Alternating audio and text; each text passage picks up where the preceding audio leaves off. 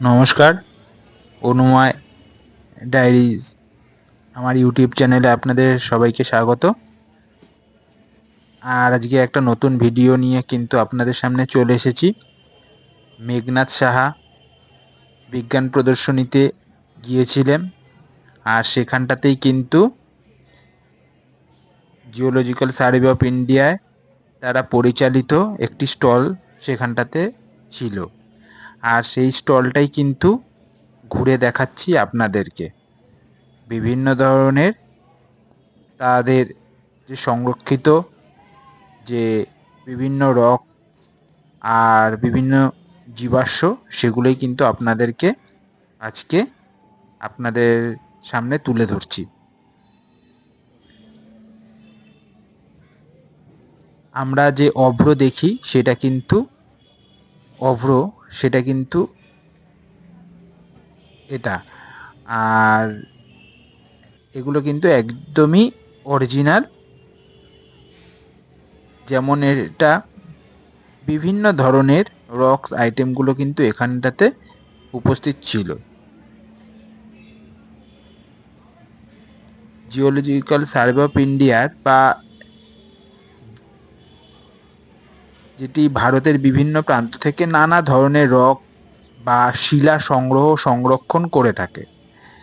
আর এই শিলাগুলো বিজ্ঞানীদের পৃথিবীর অতীত এবং পাহাড়ের সৃষ্টি, আগ্নেয়গিরির কার্যকলাপ এবং প্রাকৃতিক সম্পদের সন্ধান সম্পর্কে সম্পূর্ণ একটা গুরুত্বপূর্ণ তথ্য দেয়। এখন যে আমরা যে শিলাটা দেখছি সেটা কিন্তু গ্রাফাইট। সাধারণত গ্রাফাইট কিন্তু আমরা পেন্সিলের শিশির মধ্যেই কিন্তু দেখতে পাই।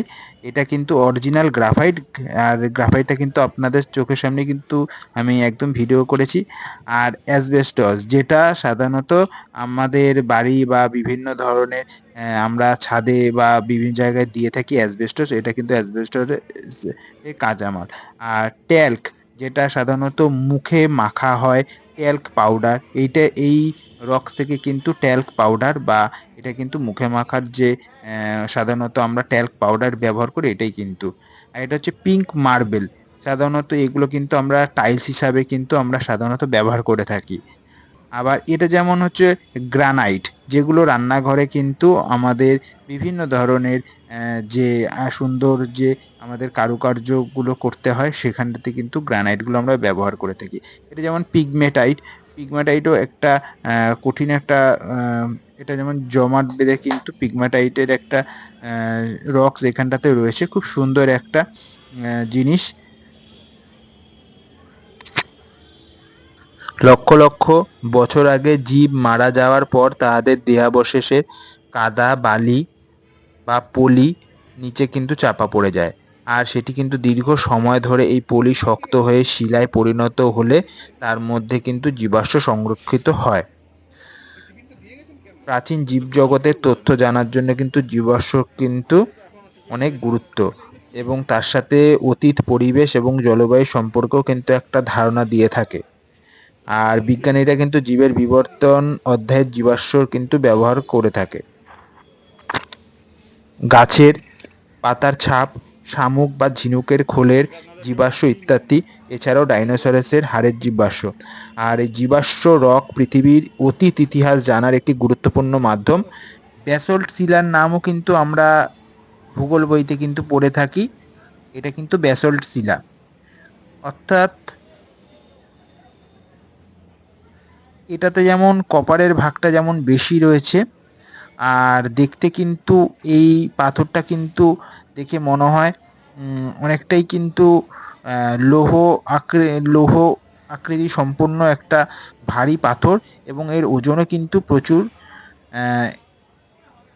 আবার এই পাথরটা যেমন একদমই সবুজাভ, কি সুন্দর একটা পাথর।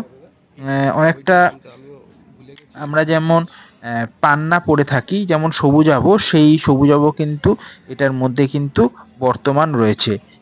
অর্থাৎ পান্নার মধ্যে যেরকম সবুজাভ যেই বিষয়টা থাকে, এই পাথরটার মধ্যেও কিন্তু ঠিক সেরকমই কিন্তু রয়েছে।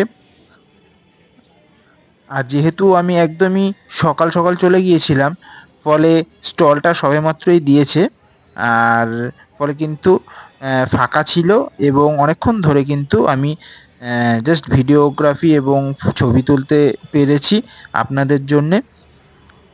আর এই মেঘনাদ সাহার এই বিজ্ঞান প্রদর্শনীটা কিন্তু বালিগঞ্জের কিন্তু অনুষ্ঠিত হয় প্রতি বছরই।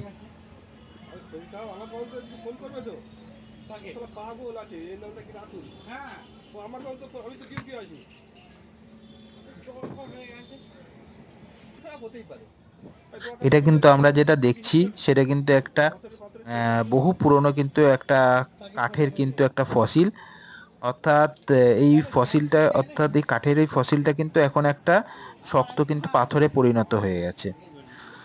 আর এখানটাতে অ্যামোনাইট মতন বিভিন্ন ধরনের কিন্তু জীবাশ্মগুলো কিন্তু ছিল, সামুদ্রিক বিভিন্ন জীবাশ্ম, কোরাল থেকে শুরু করে বিভিন্ন ধরনের সামুদ্রিক কিছু জীবাশ্ম ছিল।